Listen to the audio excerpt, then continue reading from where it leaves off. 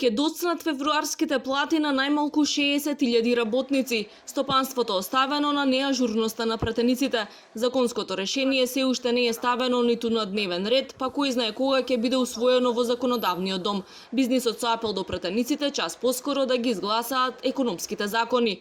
Од владата се правдаат, ако решението не помине во парламентот, немале друг начин и механизам за исплата на помошта. Фирмите треба самите да се снаоѓаат за да поделат плати, па дури отпосле да аплицираат. Поднесувањето на барање ќе биде продолжено до крајот на март. Автономните мерки кои беа преточени во законски решенија за акцизите, за екстра лесното гориво, завршување на случајот со гама и со државата и така натаму чекаат на одблокирање во собранието. Ево уште еднаш апел да тоа се направи, затоа што мислам дека интенциите, законите се поднесени, поминати и така натаму. Таквото блокирање создава реперкусии за бизнисот на пазарот и така натаму и треба да се направат напори да се тоа надмени. За жал, извршната власт може до одреден сегмент да направи притисок.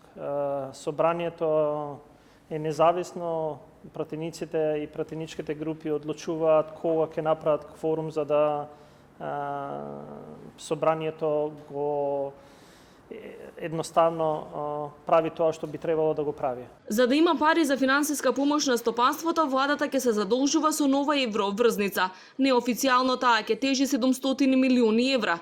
Иако претходно најави ребаланс на буџетот за да има пари за петиот и наредните пакети помош, сега без сими без конкретен одговор кога ќе се случи новото задолжување и колку ќе ги чини граѓаните. Граѓаните и јавноста ќе знаат за денот, тоа е важно за сите нас, тие се финансиски пазари, секој ден се менуваат и важно е секој функционер и секој граѓанин што знае што значат финансиите и што има влијание нивното мислење да имат предвид дека секоја изјава, секој настан влијае на финансиските пазари.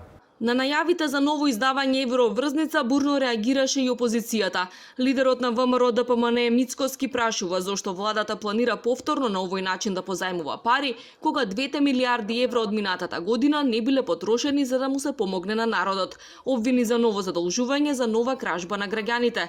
Инаку лани Министерството за финансии ја издаде рекордно најголемата 6-годишна еврообврзница во висина од 700 милиони евра со камата од 3,67%.